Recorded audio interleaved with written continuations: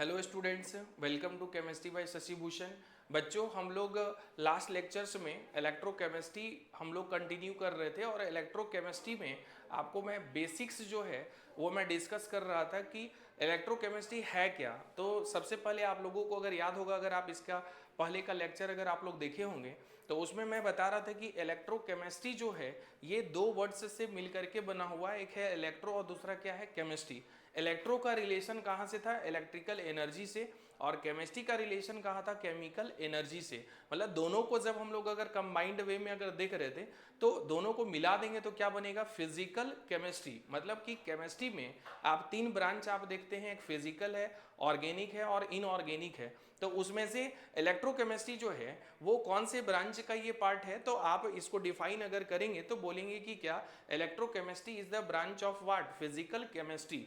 अब बात है कि इस चैप्टर को पढ़ने का ऑब्जेक्टिव क्या था, तो वो हम लोग देख रहे थे कि इस चैप्टर में हम लोग इंटर कन्वर्जन देखते हैं। किसका, तो जो दो एनर्जी का हम लोग बात कर रहे थे, एक इलेक्ट्रिकल एनर्जी और दूसरा केमिकल एनर्जी, ये दोनों का आपस में क्या होता है, इंटर कन्वर्जन। और मैं बहुत डिटेल्स में मैं एग्जांपल्स के साथ मैं डिस्कस किया हूं इसके प्रीवियस लेक्चर्स में। आप जा करके जो है आप उस वीडियो को देख लीजिएगा एक बार, तो आपको एग्जाम्पल के थ्रू मैं पूरा डिटेल में बताया हूं।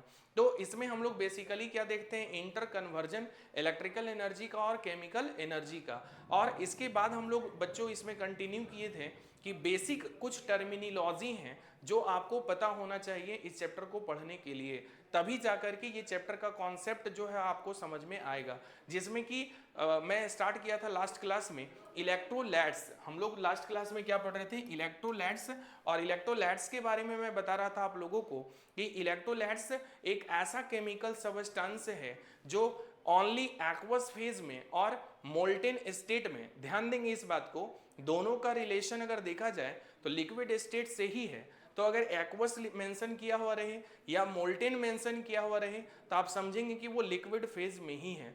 और इलेक्ट्रिक करंट वो कंडक्ट तभी करेगा जब वो एक्वस फेज में हो या किस में हो, मोल्टेन स्टेट में हो। सॉलिड स्टेट में बच्चों कभी भी आप ध्यान देंगे कि इलेक्ट्रिक करंट जो है वो कंडक्ट नहीं होता है। जैसे घर में भी आप ये एक्सपेरिमेंट करके देख सकते हैं। लाइक आप NaCl ले लीजिए, और NaCl जो है अगर ये सॉलिड फॉर्म में अगर होगा, ठीक है, और NaCl अगर आप लेते हैं, ध्यान रहे कि ये सॉलिड फेज में होना चाहिए। और अगर इलेक्ट्रिक करंट अगर आप पास करवाते हैं यहाँ पर, तो यहाँ पर कोई आपको आयोनाइजेशन देखने को नहीं मिलेगा। मतलब कि आप क्या कीजिए कि सॉल्ट ले लीजिए, नॉर्मल जो आप घर में यूज भी करते हैं, और इलेक्ट्रिक करंट जो है उसमें आप फ्लो करवाइए, ठीक है।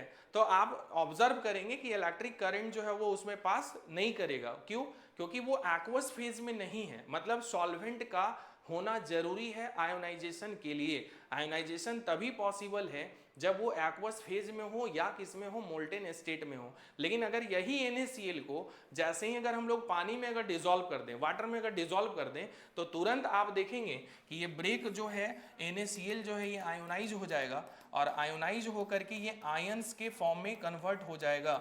NaCl किस फॉर्म में है, एक्वस फॉर्म में।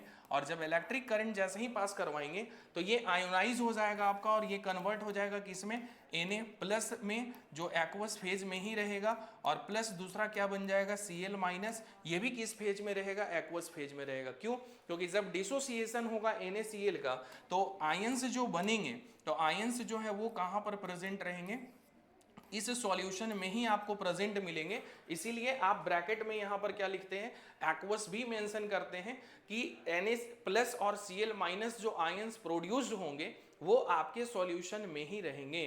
तो आप यहां पर एक इंपॉर्टेंट बात है जो आप नोट कर लेंगे, जो आप अक्सर कोई भी कॉम्पिटिटिव एग्जाम अगर आप देते हैं केमिस्ट्री का, तो उसमें आपको ये कॉन्सेप्ट जो है वो यूज होगा। न्यूमेरिकल्स खास करके जब आप बनाएंगे तो न्यूमेरिकल्स तभी बनेगा जब ये कॉन्सेप्ट आपका क्लियर होगा। तो इसमें आपको ध्यान ये देना है कि NaCl जब एक्वस फेज में है तब आयोनाइजेशन हो रहा है। तो ऐसे ही कोई भी इलेक्ट्रोलाइट्स अगर दिया हुआ है तो जब तक वो एक्वस फेज में या मोल्टेन स्टेट नहीं दिया हुआ रहे तब तक आयोनाइजेशन नहीं होगा।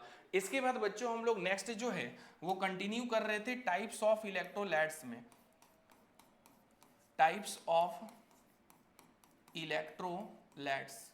और इसके बारे में हम लोग स्टडी कर रहे थे कि इलेक्ट्रोलाइट्स जो है वो कितने टाइप्स के होते हैं। ये 3 टाइप्स के हैं। इलेक्ट्रोलाइट्स जो होंगे वो कितने टाइप्स के होंगे? 3 टाइप्स के। First is called strong electrolyte and second is called weak electrolyte and third is called, जो दोनों के इंटरमीडिएट बिहेवियर को जो शो करेगा उसको हम लोग यहाँ पर मेंशन करेंगे मॉडरेट से। एक होगा मॉडरेट इलेक्ट्रोलाइट। मॉडरेट का मतलब यहाँ पर ये है बच्चों कि जो ना तो कंप्लीटली स्ट्रांग होगा और ना ही कंप्लीटली वीक होगा, वो दोनों के इंटरमीडिएट बिहेवियर को वो शो करेगा, तब हम लोग उसको क्या बोलेंगे यहाँ पर? मॉडरेट। तो एग्जांपल से आइए हम लोग समझते हैं तो ज्यादा आपको अच्छे से समझ में आएगा। तो इसमें आप स्ट्रांग का मतलब ये समझेंगे कि इसमें क्या होगा? 100% आयोनाइजेशन। जब भी स्ट्रॉन्ग इलेक्ट्रोलाइट की बात करेंगे तो आयोनाइजेशन जो होगा वो क्या होगा? 100%। और जब वीक का बात करेंगे तो इसमें क्या होगा? Incomplete dissociation. मतलब कहने का ये है कि आयोनाइजेशन जब होगा तो कंप्लीटली ये आयंस के फॉर्म में कन्वर्ट नहीं होगा, और मॉडरेट जब होगा तो ये इंटरमीडिएट बिहेवियर को शो करेगा। Intermediate behaviour of strong and weak electrolyte, ये दोनों के बीच के बिहेवियर को ये मॉडरेट जो होगा वो शो करेगा। इसको डिटेल्स में और हम लोग देखते हैं एग्जांपल से, तो आपको ज़्यादा और अच्छे से समझ में आएगा। जैसे फर्स्ट जो है वो हम लोग लेते हैं स्ट्रॉन्ग इलेक्ट्रोलाइट। फर्स्ट जो है वो है स्ट्रॉन्ग इलेक्ट्रोलाइट। जैसे अगर मान लीजिए कि आपको एक सॉल्यूशन दिया हुआ है यहाँ पर कॉपर सल्फेट का, कॉपर सल्फेट, और ये मेंशन किया हुआ रहेगा ये एक्वस फेज में है। तो जब आप इलेक्ट्रिक करंट जब आप पास करवाएंगे बच्चों, तो यहाँ से आपको देखने को क्या मिलेगा कि कॉपर सल्फेट जो बना है, तो अगर आपको आयोनाइजेशन जो है आपको पता होगा कि CuSO4 का फॉर्मेशन जो है वो कैसे हुआ है, तो कॉपर का चार्ज कितना होता है बच्चों? +2, और SO4 का भी चार्ज कितना होता है? -2। तो ओवरऑल सॉल्यूशन क्या है? न्यूट्रल, क्योंकि कॉपर का चार्ज +2 है और SO4 का चार्ज कितना है? -2। तो ये +2 और -2 ये ओवरऑल क्या करेगा? न्यूट्रल कर देगा आपके सॉल्यूशन को। और जब ये आयोनाइज्ड होगा ना तो यहाँ से बनेगा क्या? Cu+2 एक्वस, और प्लस क्या बनेगा? SO4 -2 aqueous. तो आप यहाँ पर क्या देख रहे होंगे कि कंप्लीट आयोनाइजेशन है, कि कॉपर कंप्लीटली ये सेपरेट हो गया और सल्फेट आयन भी क्या हो गया? कंप्लीटली सेपरेट हो गया। तो ध्यान देंगे यहाँ पर कि जब भी स्ट्रॉन्ग इलेक्ट्रोलाइट्स की बात करेंगे तो आयोनाइजेशन यहाँ पर 100% होगा। और जब वीक की अगर बात करेंगे तो वीक में आपको देखने को क्या मिलेगा कि यहाँ पर कंप्लीट आयोनाइजेशन जो है वो नहीं होता है। वीक इलेक्ट्रोलाइट की अगर हम लोग बात करें, सेकेंड जो है वो वीक इलेक्ट्रोलाइट है। जैसे अगर कोई सॉल्यूशन अगर हम लोग यहाँ पर ले लें, लाइक सपोज कीजिए कि आपने यहाँ पर एसिटिक एसिड ले लिया, ये एक्वस फेज में है, इलेक्ट्रिक करंट जब आप पास करवाएंगे तो इसको लेकर के मैं डिटेल में किया था GOC के अकॉर्डिंग कि CH3COOH अगर एक्वस फेज में होगा और अगर ये वीक इलेक्ट्रोलाइट है तो आयोनाइज्ड जो है जब होगा तो क्या क्या बनेगा? एक एसीटेट आयन का फॉर्मेशन होगा यहाँ से, और एक क्या बनेगा? H+ ion, that is called acetate ion, acetate ion, और that is called hydrogen ion. तो यहाँ पर आपको एक कॉन्सेप्ट समझना बहुत जरूरी है कि एसिटिक एसिड में यहाँ से एक ही प्रोटॉन जो है वो रिलीज क्यों हुआ है, जबकि यहाँ पर देखिए कार्बन के साथ में 3 प्रोटॉन जो है ऑलरेडी प्रेजेंट है। तो इसका मैकेनिज्म क्या है बच्चों, मैं डिटेल में मैं यहाँ पर एक्सप्लेन कर रहा हूँ।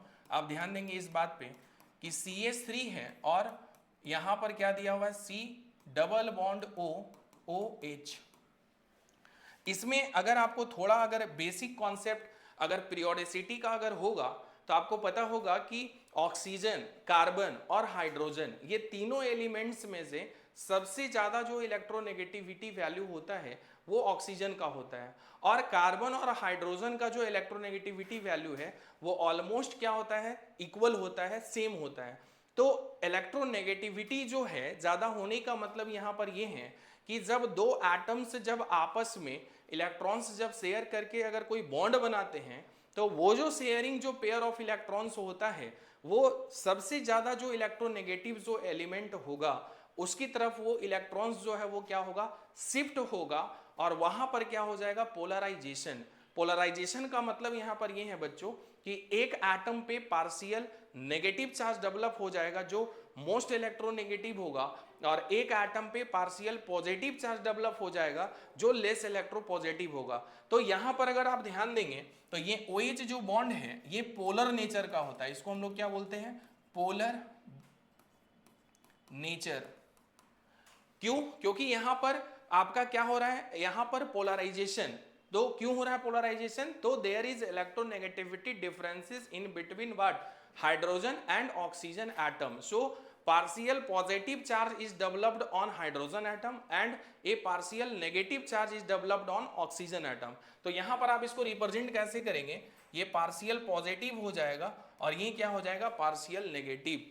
तो अब आपके दिमाग में ये क्वेश्चन आ रहा होगा कि सर यहां से ये क्यों रिलीज नहीं हो रहा प्रोटॉन। तो अभी मैंने डिस्कस किया कि कार्बन और हाइड्रोजन का जो इलेक्ट्रोनेगेटिविटी वैल्यू है ये ऑलमोस्ट दोनों का क्या है, सेम है। तो यहां पर पोलराइजेशन जो है वो पॉसिबल नहीं होगा, मतलब कि ये जो शेयरिंग जो पेयर ऑफ इलेक्ट्रॉन है वो शिफ्ट कहीं एक कार्बन एटम या हाइड्रोजन एटम की तरफ यहां पर पॉसिबल नहीं होगा।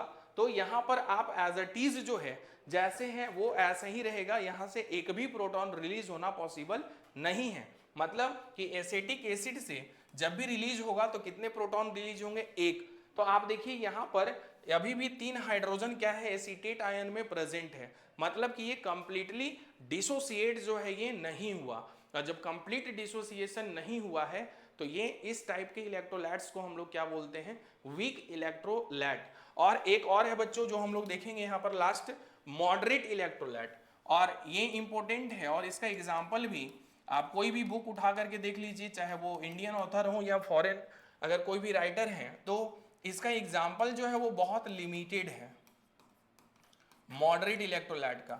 और इसमें हम लोग क्या स्टडी करते हैं कि जो नेचर होगा इलेक्ट्रोलाइट का वो स्ट्रॉन्ग और वीक, वो दोनों के इंटरमीडिएट बिहेवियर को ये शो करेगा, मतलब कभी ये स्ट्रॉन्ग नेचर को शो करेगा और कभी वीक को।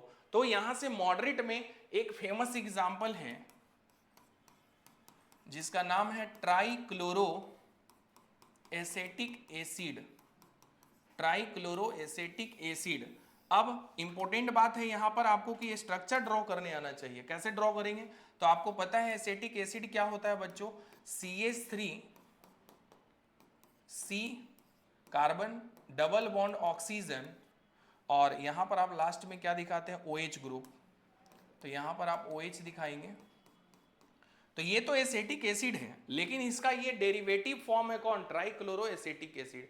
तो ट्राई मतलब क्या होता है 3, और क्लोरो है मतलब कौन सा एलिमेंट है, क्लोरीन है। तो आपको कुछ नहीं करना है, यहां से 3 जो हाइड्रोजन, ये 3 हाइड्रोजन एटम्स जो कार्बन के साथ में जो डायरेक्टली अटैच्ड हैं इसको आप हटा देंगे और यहां पर क्या अटैच हो जाएगा, क्लोरीन। और जो बच्चे 11th क्लास में जो GOC पढ़े होंगे, तो कोई भी बच्चे चाहे जो भी ये वीडियोस देख रहे होंगे, चाहे आप 11th 12th में हो, चाहे BSc हो, IIT एग्जाम हो, नेट गेट हो, इंजीनियरिंग, मेडिकल, IIT एग्जाम, कोई भी एग्जाम की अगर आप प्रिपरेशन कर रहे हैं तो GOC का बहुत इंपॉर्टेंट रोल होता है। GOC का अगर कॉन्सेप्ट क्लियर नहीं होगा तो फिर आप जो है कि क्वेश्चन को सॉल्व नहीं कर पाएंगे। तो यहाँ पर कॉन्सेप्ट क्या है बच्चों कि आपको पता है यहाँ पर कि OH जो बॉन्ड है ये पोलराइज्ड होता है। क्यों? क्योंकि इलेक्ट्रोनेगेटिविटी यहाँ डिफरेंस है किसके बीच में, ऑक्सीजन और हाइड्रोजन के बीच में। और अगर यहाँ कार्बन और क्लोरीन का बात करें तो क्लोरीन का नेचर कैसा है, ये इलेक्ट्रॉन विथ ड्रॉइंग ग्रुप का है। ये कैसा है, इलेक्ट्रॉन विथ ड्रॉइंग, ये इलेक्ट्रॉन क्या करेगा, विथड्रॉ करेगा। तो आप इंडक्टिव इफेक्ट एक टॉपिक है जो आप पढ़े होंगे, इंडक्टिव इफेक्ट +I भी होता है और -I भी होता है। तो जब कोई अगर इलेक्ट्रॉन अगर विथड्रॉ कर रहा है बच्चों यहाँ पर, तो वो शो करेगा कैसा, -I, क्योंकि ये इलेक्ट्रॉन ले रहा है, ये इलेक्ट्रॉन विथड्रॉ कर रहा है। लेकिन अगर कोई अगर इलेक्ट्रॉन रिलीजिंग ग्रुप होगा तो वो कैसा इफेक्ट शो करेगा, +I इफेक्ट शो करेगा। तो यहाँ पर क्या है कि ये इलेक्ट्रॉन विथड्रॉइंग ग्रुप है। और यहाँ पर अगर आप देखेंगे तो ये ऑक्सीजन और हाइड्रोजन में, हाइड्रोजन के ऊपर चार्ज क्या हो जाएगा, पार्शियल पॉजिटिव, और जैसे ही ये सिग्मा बॉन्ड शिफ्ट होगा ऑक्सीजन पे तो इस पे चार्ज क्या आ जाएगा, पार्शियल नेगेटिव। मतलब कि ये दोनों टाइप के बिहेवियर को ये शो कर रहा है, स्ट्रॉन्ग का भी और वीक का भी, मतलब दोनों के इंटरमीडिएट बिहेवियर को ये शो कर रहा है। तो ये आपको किसके अंडर में आ जाएगा, मॉडरेट के अंदर में। और ये बहुत फेमस एग्जांपल है और मोस्टली आप कोई भी बुक्स अगर पढ़ेंगे तो ये एग्जांपल जो है वो कॉमन है, जो आपको हर एक जगह पर मिलेंगे। और बाकी आगे जो है कि नेक्स्ट लेक्चर्स जब भी अगर हायर एजुकेशन का जो भी हम लेंगे, बीएससी हो या आईआईटी एग्जाम का या नेट गेट का, तो उसमें मैं डिटेल्स में मैं और भी एक्सप्लेन करूंगा। बाकी इंजीनियरिंग मेडिकल के लिए ये जो आपको कॉन्सेप्ट है ये सफिशियंट है आपके लिए। आप ये वीडियोस को आप जो है देखिए इस वीडियो को, और पहले भी जो वीडियो अपलोड किया गया है इलेक्ट्रोकेमिस्ट्री का उस वीडियो को आप देखिए, और मेरे साथ साथ जो है पैरेलली चलिए। एक एक टॉपिक मैं जैसे करवा रहा हूँ, 1 बाय 1 मैं एक एक टॉपिक आपके लिए मैं लेकर के आ रहा हूँ, और वीडियो आप देख रहे हैं तो साथ ही साथ आप भी पढ़िए। और अगर कोई भी डाउट्स अगर हो, चाहे लेक्चर्स से डाउट हो या कोई बुक्स अगर आप पढ़ रहे हैं डाउट हो, तो आप उसको कमेंट जरूर कीजिए, या फिर जो नंबर मेरा दिया हो आप उसमें व्हाट्सअप भी कर सकते हैं, कॉल भी कर सकते हैं, और अपना डाउट आप जरूर क्लियर करते चलिए, ताकि आपको आगे जो है कि जो भी नेक्स्ट टॉपिक आगे पढ़ने वाले हैं उसमें आपको प्रॉब्लम कम से कम जो है कि आपको फेस करना पड़े। तो वीडियोस को बच्चों आपको अगर अच्छा लग रहा हो तो आप जरूर वीडियोस को लाइक कीजिए, शेयर कीजिए और सब्सक्राइब कीजिए। मिलते हैं हम लोग नेक्स्ट लेक्चर्स में। Thank you.